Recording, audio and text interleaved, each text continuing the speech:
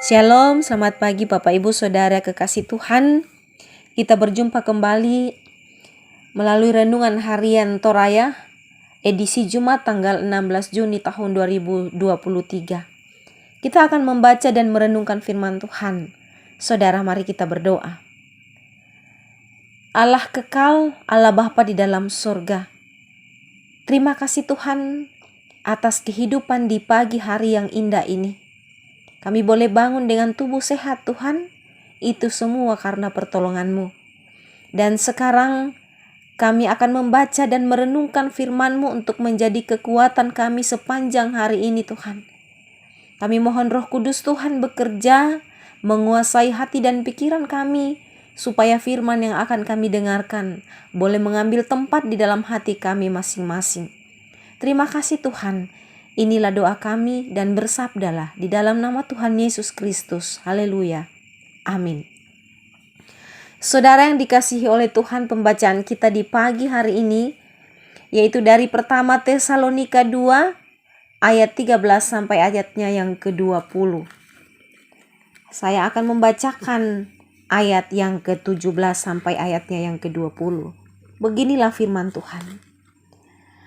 Tetapi kami, saudara-saudara, yang seketika terpisah dari kamu, jauh di mata, tetapi tidak jauh di hati, sungguh-sungguh dengan rindu yang besar telah berusaha untuk datang menjenguk kamu. Sebab kami telah berniat untuk datang kepada kamu. Aku, Paulus, malahan lebih dari sekali, tetapi iblis telah mencegah kami. Sebab siapakah pengharapan kami atau sukacita kami atau mahkota kemegahan kami di hadapan Yesus Tuhan kita pada waktu kedatangannya kalau bukan kamu?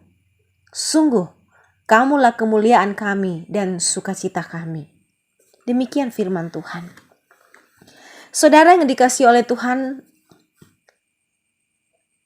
tema kita pada pagi hari ini yaitu jauh di mata, dekat di hati. Saudara, kadang kita merasa prihatin dan kadang juga membuat kita marah ketika mendengar atau melihat sesama orang percaya di beberapa tempat mengalami tekanan, intimidasi, bahkan penganiayaan dari orang-orang yang memusuhi orang Kristen. Namun kita juga merasa bersyukur dan bersuka cita ketika mendengar dan menyaksikan mereka tetap sabar dan setia, bahkan ada yang justru makin bersemangat dalam keimanannya. Paulus punya pengalaman hidup bersama dengan orang-orang yang ada di Tesalonika, khususnya mereka yang telah menerima Kristus saat Paulus memberitakan Injil di sana. Dari awal Paulus sudah tahu bagaimana sebagian dari orang-orang Tesalonika menolak Paulus dan Injil yang diberitakan. Sebab itu, Paulus tetap mengingat mereka yang sudah percaya kepada Kristus. Di satu pihak, Paulus bersyukur atas pertobatan mereka dan menerima Injil. Tetapi di pihak lain, Paulus juga prihatin dengan mereka karena tekanan, intimidasi, bahkan penganiayaan yang dialami dari sebangsanya sendiri, yakni dari orang-orang Yahudi. Saudara yang dikasihi oleh Tuhan, Paulus tahu semua yang terjadi. Sebab itu, ia ingin berjumpa dengan mereka namun sangat sulit karena Paulus sedang dalam penjara. Nah, untuk memberi semangat dan keteguhan iman bagi mereka, Paulus mengirim surat yang isinya ucapan syukur kepada Allah atas keteguhan mereka dalam iman, sekaligus meyakinkan mereka bahwa memang itu akan terjadi, tetapi akan tiba waktunya murka Allah akan dinyatakan bagi mereka. Saudara, Paulus meyakinkan mereka bahwa sesungguhnya mereka tetap dekat, bahkan ada dalam hati mereka, walaupun mereka berjauhan. Mari terus membangun hubungan yang baik dengan keluarga dan sesama, saling memberi kekuatan dalam doa, walaupun kita berjauhan. Jarak bukan halangan untuk tetap hidup dalam persekutuan dengan Kristus. Haleluya. Amin. Mari kita mengucap syukur kepada Tuhan. Bapa kami di dalam surga, kami bersyukur Tuhan atas firman yang sudah kami dengarkan pada pagi hari ini.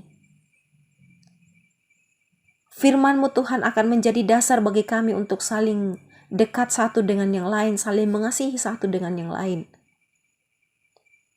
Terima kasih Tuhan. Ajarlah kami tetap setia menjadi pelaku-pelaku firman-Mu. Kami serahkan kehidupan kami sepanjang hari ini ke dalam tangan pengasihan Tuhan. Tuhanlah kiranya yang menolong kami. Ampunkan salah dosa kami Tuhan. Di dalam nama Tuhan Yesus kami sudah berdoa. Haleluya. Amin. Saudara yang dikasihi oleh Tuhan, demikianlah renungan harian Toraya pada pagi hari ini. Kami mengucapkan selamat bekerja, selamat beraktivitas, kiranya Tuhan Yesus senantiasa menolong kita. Haleluya. Shalom.